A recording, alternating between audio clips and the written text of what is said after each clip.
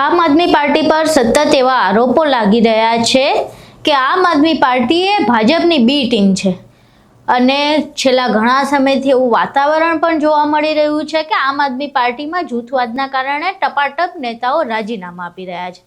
પરંતુ હવે એક એવું પણ ચર્ચા થઈ રહી છે કે કદાચ આમ આદમી પાર્ટી નહીં પરંતુ પાર્ટીના ગણ્યા ગાંઠ્યા નેતાઓ જે છે એ ભાજપની બી ટીમ છે। સમગ્ર ચર્ચા શું છે? 2022માં જ્યારે વિધાનસભાની ચૂંટણી હતી ત્યારે આમ આદમી પાર્ટી જે પ્રમાણે એન્ટર થઈ હતી ગુજરાતના રાજકારણમાં એ 2027માં શું ઉખાડી શકશે અને ક્યાં જઈ શકશે અને શું 2022 જેટલી આમ આદમી પાર્ટી હાલ મજબૂત છે કે પછી કોંગ્રેસના સુપડા સાફ કર્યા બાદ એ સાઇડલાઇન થવા જઈ રહી છે?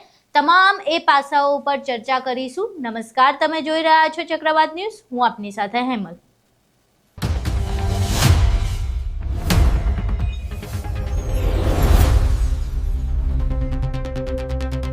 આમ આદમી પાર્ટી જ્યારથી ગુજરાતના રાજકારણમાં એન્ટર થઈ ત્યારથી કોંગ્રેસ સતત એક આરોપ લગાવી રહી છે કે આમ આદમી પાર્ટી એ ભાજપની બી ટીમ છે।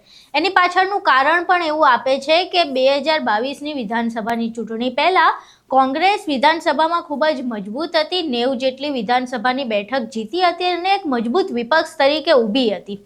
પરંતુ બાદમાં આમ આદમી પાર્ટી એન્ટર થાય છે, ભાજપ દ્વારા ઓપરેશન કમલમ અથવા ઓપરેશન લોટસ શરૂ કરવામાં આવે છે। ઘણા બધા કોંગ્રેસના દિગ્ગજો જે કહેવાય એવા નેતાઓને ભાજપમાં સામેલ કરવામાં આવે છે અને આ દરમિયાન આમ આદમી પાર્ટી પણ એન્ટર થાય છે અને બે પક્ષીય જે ચૂંટણી યોજાતી હતી અત્યાર સુધીમાં ગુજરાતમાં એ ત્રિપક્ષીય ચૂંટણી થઈ જાય છે।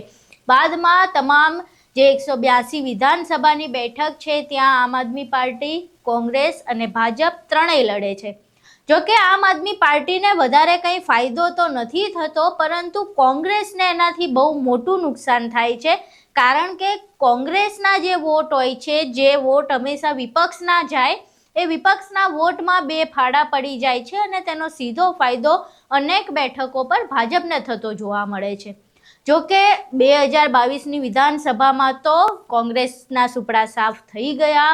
અનેક એવી મહત્વની બેઠકો જ્યાં કોંગ્રેસ જીતી શકે એમ હતી ત્યાં પણ કોંગ્રેસ હારી ગઈ। આમ આદમી પાર્ટીને અમુક બેઠકો મળી અને એ વિધાનસભામાં એન્ટર થઈ, પરંતુ આ તમામની વચ્ચે કોંગ્રેસ ખતમ થઈ ગઈ એવું એક ચિત્ર સામે આવ્યું। હવે 2027ની વિધાનસભાની ચૂંટણી નજીક આવી રહી છે ત્યારે આમ આદમી પાર્ટી ખૂબ જ ચર્ચામાં છે, પરંતુ આ વખતે આમ આદમી પાર્ટી ગત વિધાનસભાની ચૂંટણી જેમ ચર્ચામાં નથી। આ વખતે આમ આદમી પાર્ટી પોતાના આંતરિક જૂથવાદના કારણે ચર્ચામાં છે અને આ આંતરિક જૂથવાદમાં નામ આવી રહ્યું છે ગોપાલ ઇટાલિયાનું સામે। છેલ્લા ઘણા સમયથી અનેક મોટા નેતાઓ જે છે રાજીનામા આપી રહ્યા છે। રાજુ કરપડાએ રાજીનામું આપ્યું, જે ભાદરકા હતા એમણે રાજીનામું આપ્યું અને બાદમાં જે ઉમેશ મકવાણા જેવા નેતાઓ છે એ પણ શાંત થઈ ગયા, નિષ્ક્રિય છે, ધારાસભ્ય છે પરંતુ આમ આદમી પાર્ટીમાંથી નિષ્ક્રિય જોવા મળી રહ્યા છે। રેશમા પટેલ જેવા જે મોટા નેતા છે, આમ આદમી પાર્ટીની મહિલા વિંગના નેતા છે, એ શાંત થઈ ગયા છે, સાવ ડિએક્ટિવ મોડમાં હોય એવું જોવા મળી રહ્યું છે। અન્ય કોઈ નેતાઓ એવું ખૂબ સારી રીતે પ્રદર્શન કરતા જોવા નથી મળી રહ્યા। ગણ્યા ગાંઠ્યા હવે આંગળીના ટેરવે ગણી શકીએ એટલા આમ આદમી પાર્ટીમાં સક્રિય નેતાઓ જોવા મળી રહ્યા છે ને જેટલા પણ નેતાઓએ રાજીનામા આપ્યા, જે મોટા નેતાઓ કહી શકાતા હતા, એમનું કારણ હતું ગોપાલ ઇટાલિયા અને ગોપાલ ઇટાલિયા પાર્ટીમાં કરી રહેલો જૂથવાદ। હવે પ્રશ્ન એ થઈ રહ્યો છે કે તમામ જે મોટા નેતાઓ છે જે કોંગ્રેસ અને ભાજપને હંફાવી શકતા હતા એ નેતાઓ ગોપાલ ઇટાલિયાના નામે રાજીનામું આપી રહ્યા છે। એક એવો પણ આરોપ લગાવવામાં આવે છે કે એક પર્ટિક્યુલર સમાજને વધુ મહત્વ આપવામાં આવે છે, પરંતુ એ પણ આપણે જોવા જઈએ કે પર્ટિક્યુલર સમાજને મહત્વમાં આપવામાં આવતું હોય, કદાચ પાટીદાર સમાજની વાત કરવામાં આવતી હોય તો રેશમા પટેલ જેવા નેતા શાંત શા માટે થઈ જાય? એવામાં પ્રશ્ન થઈ રહ્યો છે કે શું ખરેખર જે પ્રમાણેનું કોંગ્રેસ આરોપ લગાવી રહી હતી એ પ્રમાણે આમ આદમી પાર્ટી ભાજપની બી ટીમ બની રહી છે? કારણ કે પહેલું જે પગથિયું હતું એ કોંગ્રેસને સાફ કરવાનું હતું। કોંગ્રેસ ગુજરાતમાંથી ઓલમોસ્ટ સાફ થઈ ચૂકી છે અને હવે બીજી વિધાનસભાની ચૂંટણીમાં આમ આદમી પાર્ટી કોઈ જાજુ કાઠું કાઢી શકે એવી સ્થિતિમાં રહી નથી। હવે એ સ્થિતિમાં નથી રહી તો એની પાછળનું કારણ વારંવાર આવી રહ્યું છે સામે ગોપાલ ઇટાલિયા. તો હવે રાજકીય ચર્ચા એવી થઈ રહી છે કે શું આમ આદમી પાર્ટી ભાજપની બી ટીમ બનીને આવી છે કે ગોપાલ ઇટાલિયા ભાજપની બી ટીમ બનીને આવ્યા છે? એક મોટો પ્રશ્ન થઈ રહ્યો છે કે ગોપાલ ઇટાલિયાના કારણે શા માટે આટલા ટપોટપ રાજીનામા પડી રહ્યા છે, અને જો ગોપાલ ઇટાલિયાના કારણે રાજીનામા પડી રહ્યા છે તો પછી સંગઠન દ્વારા કોઈ એવા નક્કર પગલાં લેવામાં કેમ નથી આવતા કે ગોપાલ ઇટાલિયાના કારણે રાજીનામા ન પડે? આ સિવાય જે લોકોએ ઓલરેડી આમ આદમી પાર્ટી છોડી દીધી છે એ લોકો તો ગોપાલ ઇટાલિયાનું નામ લે જ છે, પરંતુ જે લોકો પાર્ટીમાં છે હજુ, જે વિસાવદરની બેઠક છે ગોપાલ ઇટાલિયાની અને એ જુનાગઢમાં આવી છે, તો જુનાગઢના અમુક નેતાઓ પણ સામે આવીને એવું કહી રહ્યા છે કે ભાઈ ગોપાલ ઇટાલિયાથી અમે નાખુશ છીએ ને ગોપાલ ઇટાલિયા જૂથવાદ કરી રહ્યા છે.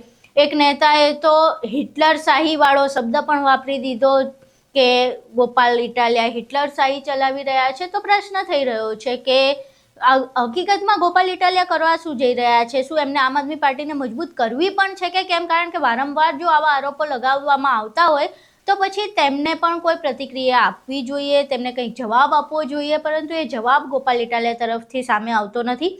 બીજી બાજુ ઈસુદાન ગઢવી જે આમ આદમી પાર્ટીના ગુજરાતના પ્રદેશ પ્રમુખ છે, એમને આ વિશે કામ કરવું જોઈએ, તો એમના તરફથી પણ ગોપાલ ઇટાલિયા પર કોઈ એક્શન લેવામાં નથી આવી રહ્યા કે ભાઈ તમારા નામે શા માટે આટલા રાજીનામા પડી રહ્યા છે અને શા માટે તમારા પર જૂથવાદનો આરોપ લાગી રહ્યો છે. હવે ટૂંકમાં જો આ વસ્તુને જોઈએ તો આમ આદમી પાર્ટીમાં ગણ્યા ગાંઠિયા નેતાઓ વધ્યા છે. આંગળીના ટેરવે ગણાય એટલા નેતા 182 બેઠક જે વિધાનસભાની છે એમાં કંઈ ખાસ ઉખાડી શકે એવું છે નહીં, કંઈ બહુ ખાસ કાઠું કાઢી શકશે નહીં. હવે જો આમ આદમી પાર્ટી આ વિધાનસભામાં ગણ્યા ગાંઠિયા નેતાઓ સાથે કંઈ ખાસ કાઠું કાઢી શકે એમ ન હોય તો પછી ગત વિધાનસભામાં આટલું એક્શન સાથે જે માસ લેવલે એમણે ગુજરાતમાં એન્ટ્રી મારી અને તમામ વિધાનસભા બેઠકો લડી અને પછી જે કોંગ્રેસને નુકસાન પહોંચાડ્યું એનું શું? એક બાજુ ગુજરાત વિધાનસભામાં વિપક્ષ ખતમ થઈ ગયું છે. વિપક્ષ એકવાર ખતમ થાય પછી તેને બેઠું થતાં બહુ વાર લાગતી હોય છે.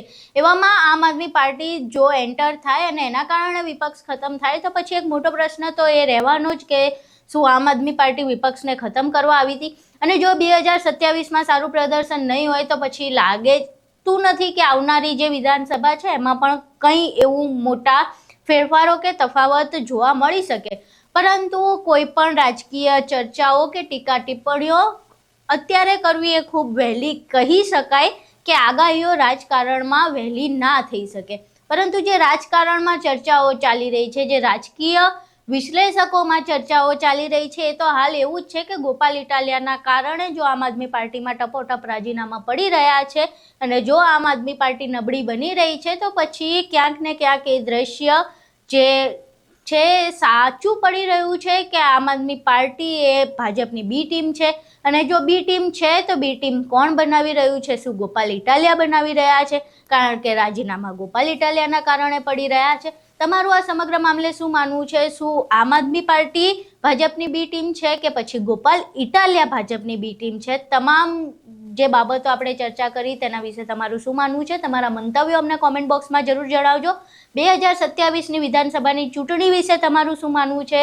શું કોંગ્રેસ ફરી બેઠી થઈ શકશે કે આમ આદમી પાર્ટી હજુ કોંગ્રેસને નબળી પાડશે?